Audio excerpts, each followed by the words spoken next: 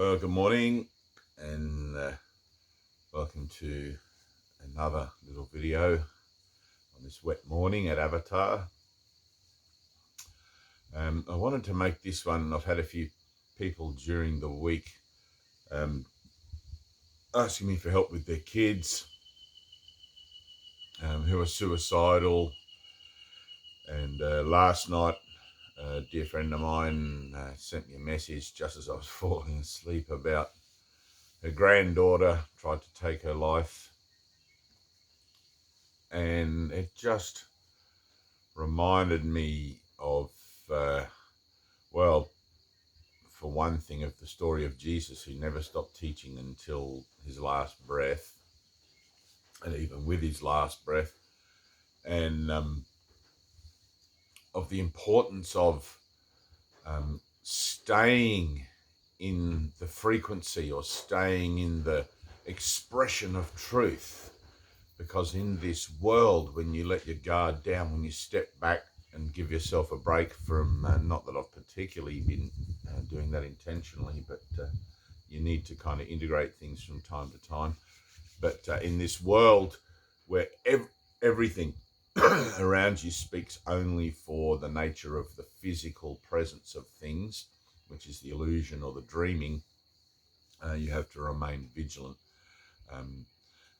against that, and for the kingdom of heaven, or for your own state of inner peace, which is what that is, perfect peace. And offering that to, by extension, which happens automatically in much regard, but also happens formally, such as in a way like this on a video.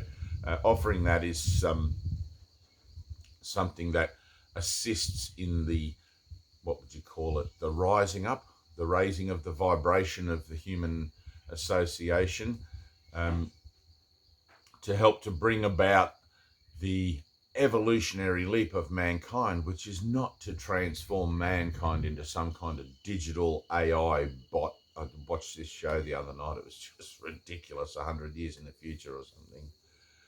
And it's not for that. It's to help man undergo the totality of his resurrection process, to help him escape the third dimensional or the dreaming state in its entirety. So I thought it would be helpful to do a little video, and I'm sure I've done some before in this regard, but I've done so many now that I can't remember which ones are which. I scroll through them on Facebook and was like, what was that one about? And they're all about the same thing. They're all about healing. They're all about love. They're all about true love. They're all about salvation and enlightenment and all of that sort of thing. But it seems to be the case that until you've had enough of the world, until the world has like trodden you under the heel of its boot, you're not particularly going to be interested in an alternative. And many people actually don't even have an awareness that there is an alternative, and become very depressed and attempt suicide, or in fact commit suicide, which is nothing more than the destruction of the avatar, the vessel, right, which doesn't get you or me out of the physical nature of things, out of the third dimension, out of the dreaming. All it does is puts mind, which is the animator and manifester of the vessel, at the back of a very long queue in the bardo, waiting for the opportunity to enter into another experience on Earth when a vessel becomes available. And if you're not kosher with that, my references for it are that in the Gitas, I think it might be in the Vedas, but where Krishna is explaining to someone, it's not Arjuna, I've read that one, that the spirit enters the body on the first breath and leaves on the last. And in the Bible, of course, where Jesus gives up the ghost with his last breath. So the idea, however, that you are in a body or are a body or inside this kind of thing, we can use that for a second, but it is false. You're not here now. You're not in a body. You're not watching a video with me, or it's more akin to the Matrix, where you're in a completely different state, which we'll call eternity, dreaming that you are here in a body, using the power of the mind of God, or God mind, creating to miscreate an experience for yourself alone, where you think that you inhabit one of these vessel things. Now, I know that's going to sound crazy, and of course you feel like you're inside here because you can move it and animate it, but just as the same you are, if you put on those virtual headsets, you're absolutely convinced, despite that the imagery is different, you're absolutely convinced of what's going on, and you respond to it accordingly, even though somewhere in the back of your mind you know that you can take those things off and you're back to what you call reality. But is it? So this video is going to be a simple explanation of that, of what reality is and how not to be fooled by the physical dimension of things, and your purpose on earth, right? Because without a purpose here, we feel very lost, very alone, and empty inside. But if you take my word for it for a second, that emptiness that you feel inside, that existential who am I and what am I doing here, where do I fit in, all of that is literally a calling. It's like there's a few mosquitoes here. Literally a calling to pay attention to something else within yourself. And it's very, it takes some mind training to do that. It takes it takes a moment to do that. And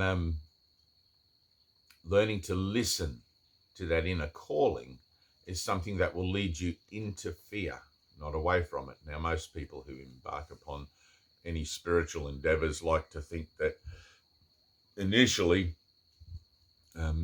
it's a journey out of fear. We live in a horrible world. It's a terrible life. I'm going to go run away and become a spiritual person, live in a community and do all these things and have beautiful friends and all of that sort of stuff. And isn't that wonderful? But eventually you get to the part where you have to do the work, and that will lead you into fear. But you follow the heart until you get to that. You follow the heart space until you realize heart can only get you to the end of the rainbow. And when you get to the end of the rainbow, there's nothing there other than the other side of the rainbow. And the idea that the grass is greener on the other side, it's never true. It's greener where you water it, where you look after it. So, and that entails putting into application the principles of your spiritual determination, which will be predictably forgiveness, patience, tolerance, empathy, determination, discipline, all these sorts of things that a true spiritual path has. And you learn these things as you go along, because the world is a classroom. Right? The world is a classroom where every interaction, every relationship that I have, keeping my finger on my nose because I'm going from an experience of finding myself separate from others to an experience of oneness where I am the dreamer of my dream and all I see is me, are learning opportunities. Right? Anytime I feel triggered, anytime I feel upset about anything, there's an opportunity to learn. It doesn't matter what it is. And the only thing that I'm ever learning is that I'm not separate from God. I'm not separate from Source, from my Creator, from the power of the universe. So if we go back to, let's say, the idea of I'm born, right? Now, the truth of the matter is, as I explained before, you're not in one of these bodies, you're not in a vessel, you're somewhere else. But we have this idea that we were born and we're going to die and everything like that. And all ideas contained in the framework of the physical being, contained about the framework of the physical being, are not true, because there is no physical being. It's an illusion, a very, very good one, but it has a chink in its armor, which is that existential emptiness inside that makes you question everything. Why am I here? What's it about? What is the purpose of my life? Why do I feel empty? Why doesn't anything ever satisfy me? And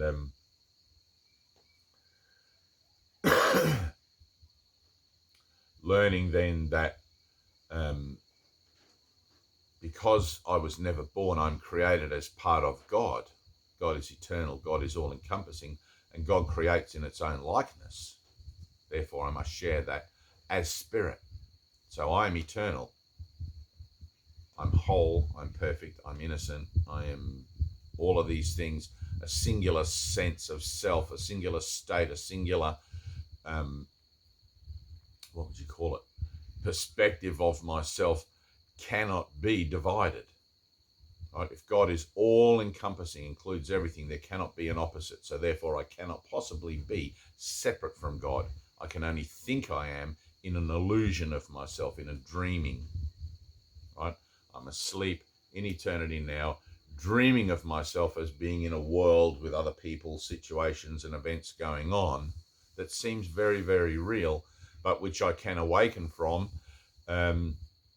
through the application of relinquishing rented lips, relinquishing my attachments and desires, wants, needs, and all of those sorts of things to the physical plane in its entirety.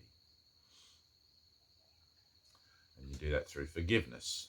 Right? I forgive myself all my thoughts of the temporal association as being anything to do with my identity.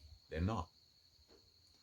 The physical nature of life is a schism, a mad idea that has been healed through the resurrection, but I won't get into that just yet. But so when I'm a new person at the spiritual path, when I don't have any clue what the guy on the video is talking about,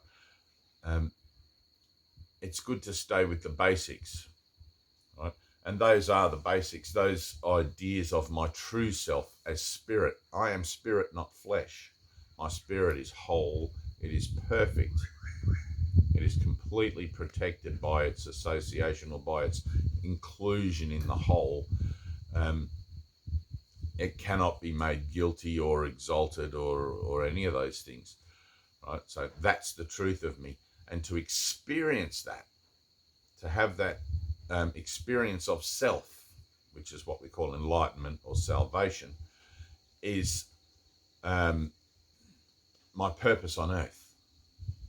I find myself lost, adrift, marooned, if you like, in a dimensional schism that I've been given let's say, a map to find my way out of.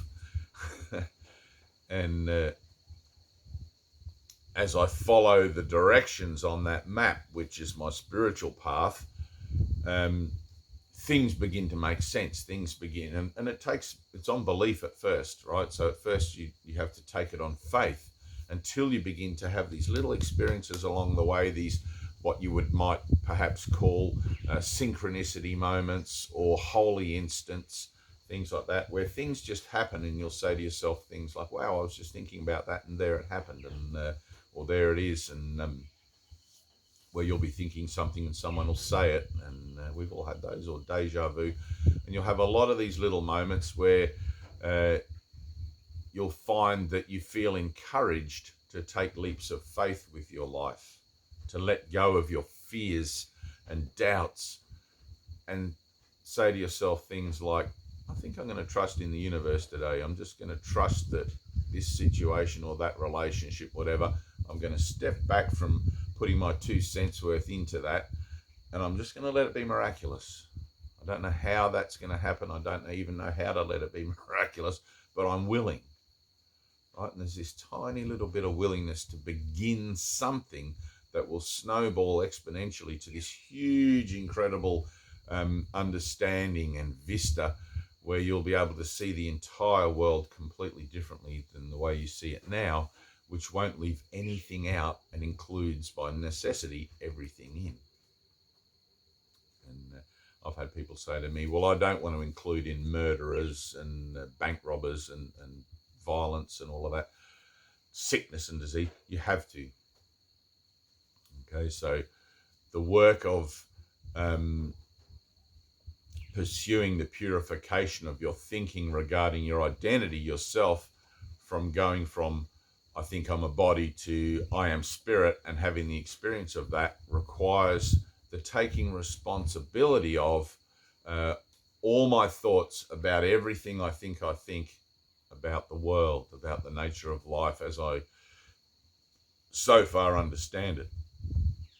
Now, in 1997, I underwent an experience of the dark night of my soul, and 3 days later was, for lack of words, lifted up into reality, or awakened to eternity, and remembered myself perfectly as a whole and equal part of God, and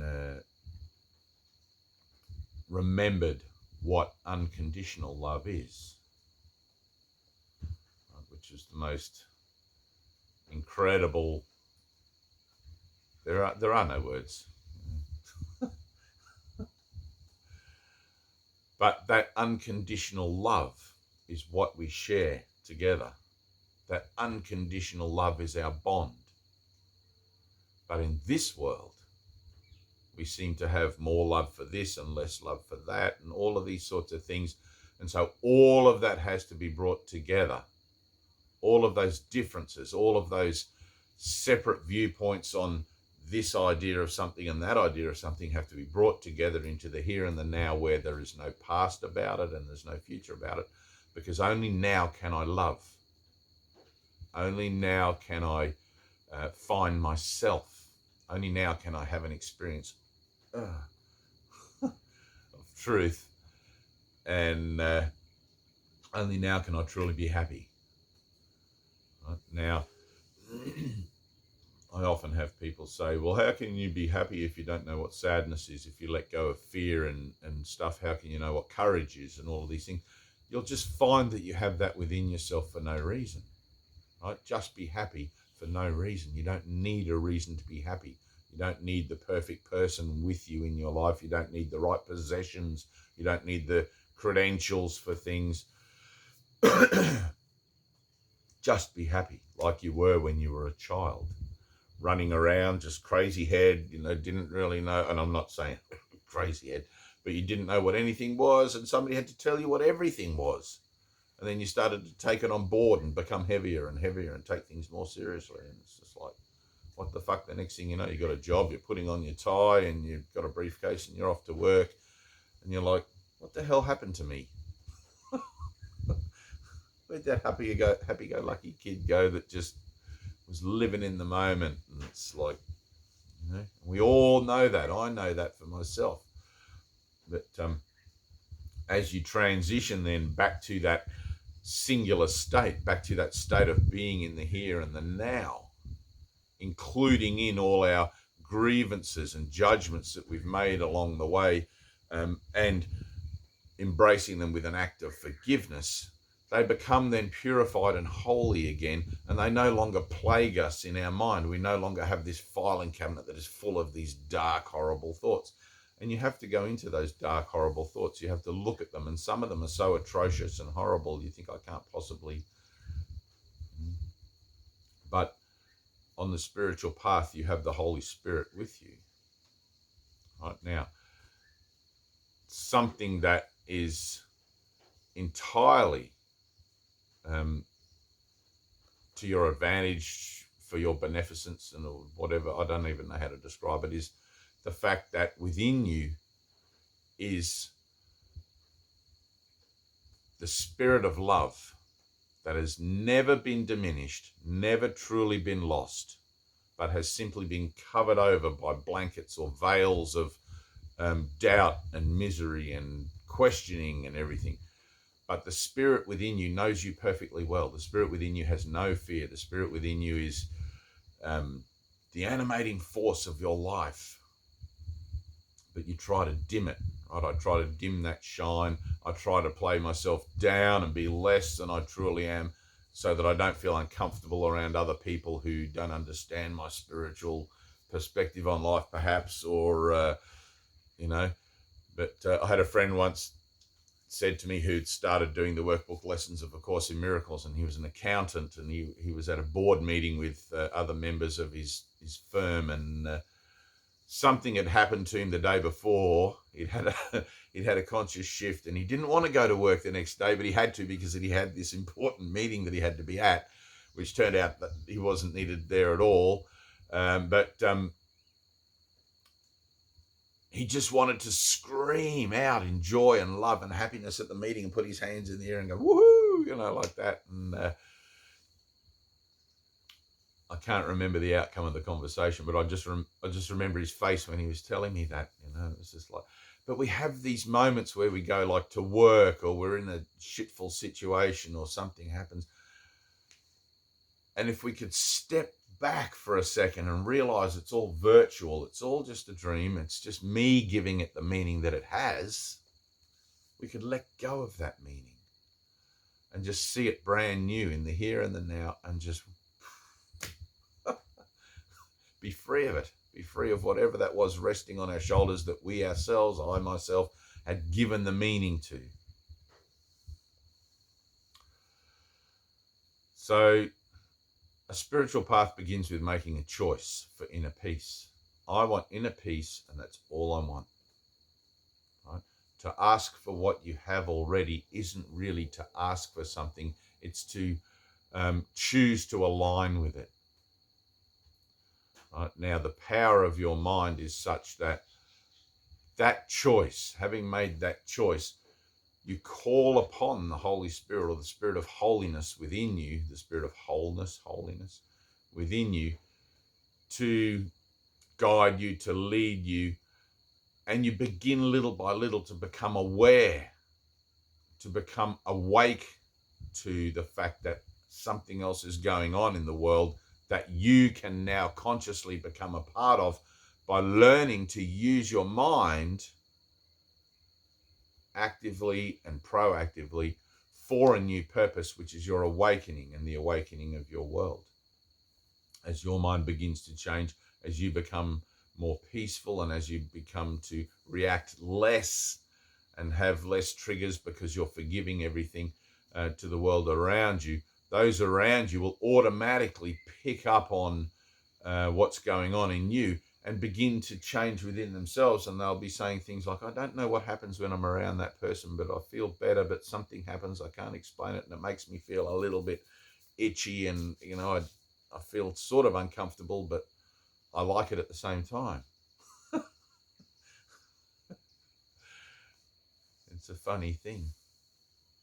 You know, it's like two magnets. You have these magnets that repel, and we've been in this experience of separation from each other where we've forgotten that we're all one, and we're repelling. Every relationship we have repels, and we have to work fucking hard at it to try and hold it together. And there's like, there, I've got one relationship that seems to bring me happiness, and then what about that one? If I can bring it in, boing, and the other one gone. You know, I brought another person into this thing, and boink, the other one took off.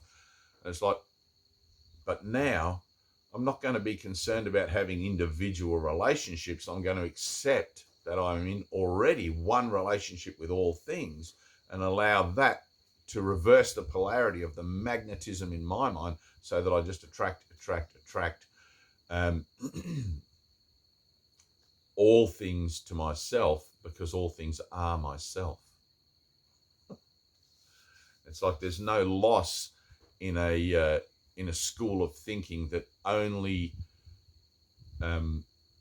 has your own good at heart, by offering outwardly, by extension of that good, the beneficence of it.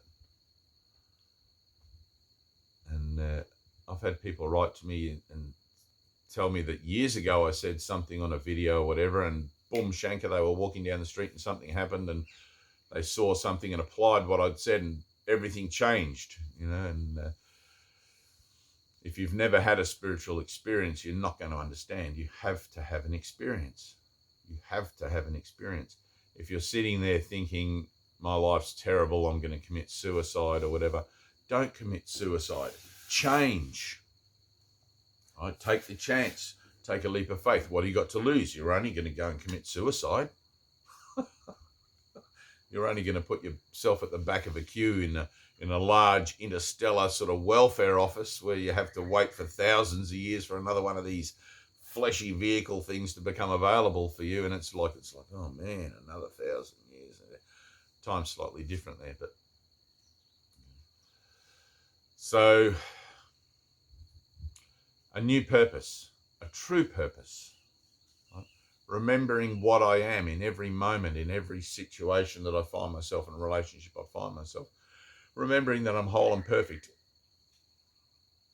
and allowing the disparity with that remembering, pardon me, the hiccups, allowing the disparity to fall away, which will reveal the raw emotionality of the reasons why I concocted that situation in the first place. Right? Don't adjust to your pain. Don't adjust to your anxiety. Don't adjust to your depression. Step back from it for a second. Be the observer of it, and allow it to come up. Allow it all to be released to God through the Holy Spirit. You have that within you. So I would probably say, if you're very, very new at this and wondering what the hell I'm talking about, connect with the Spirit. Find some way, some integrity of prayer, of the heart within yourself, to call upon the Spirit to come to you in your awareness of it within yourself so that you can be guided. Right? Albert Einstein said we only use about 6 or 7% of our brain, and the rest just sits there waiting for functions that evolution hasn't yet brought the necessity for to be activated. Well, the necessity is happening right now. There is an incredible urgency and a necessity to be about my Father's business, which is the promulgation and the extension of the technology of forgiveness, which sees that nothing ever happened. No one ever did anything to me. It's just a dream. I'm not guilty by association, and neither is that person. That we've all been just in this kind of mad, delusional. It's a good word. Mad delusional. We're going to delusion our illusion. We've been in this kind of mad thing. And anyone who's ever experienced themselves in a particularly hopeless situation sees how that it just spirals down, and you start talking to yourself and making videos. Kidding. But you start talking to yourself and you start plotting revenge and you start all these things and everything. And before you know it, pow, you have a snap. And, I had a snap many years ago, and took me to a very dark place in my mind, as I said before, the dark night of my soul, where luckily, because I had been reading the Bible and talking with other people who were spiritually aligned with other disciplines, Hare Krishna folks, and g'day in Mawulambar there, and some of the sannyasins of the Osho era, etc. I had this background thinking to ask for help, but if you don't have that, it's like, that was my alternative. And,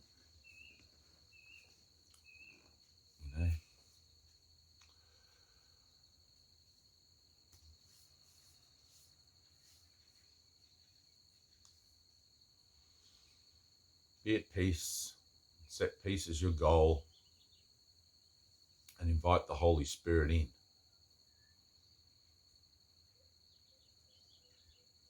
If you have access to, obviously you have access to the internet, you're watching this on the internet, I'm guessing, jump on Foundation for Inner Peace, www.foundation for Inner Peace, and you can buy a copy of A Course in Miracles for about $25, or you can jump on my website, which is www.findingme.net.au, and order parts A and part B of the white edition of A Course in Miracles. Or you can find the sparkly edition there as well, a free PDF download which won't cost you anything. And you can begin to embark upon the most incredible journey known to man, which is the one within.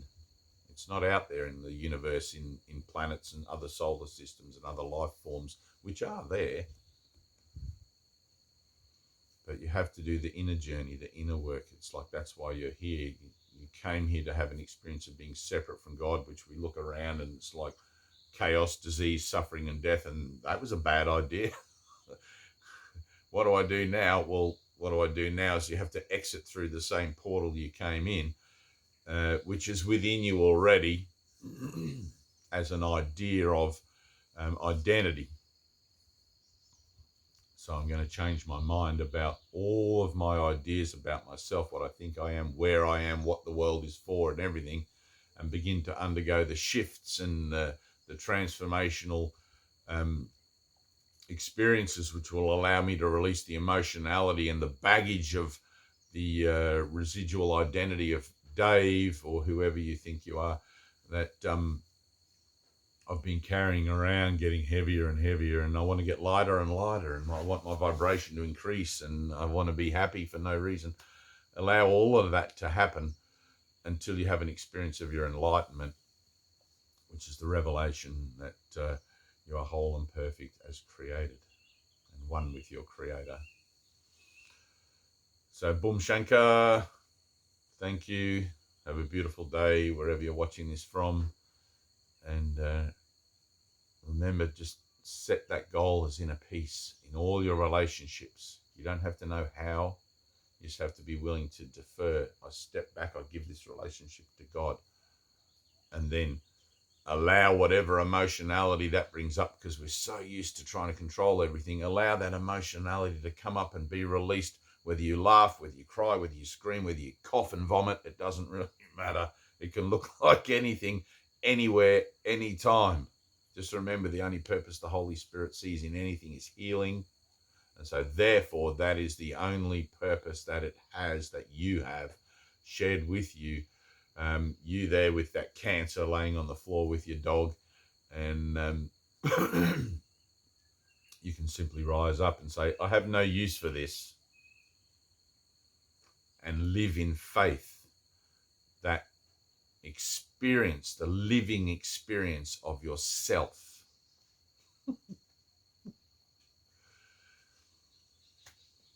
And I'm not just talking shit there. I healed myself of cancer exactly that way at the age of 34, 35 perhaps. But that's another story. All right, I love you.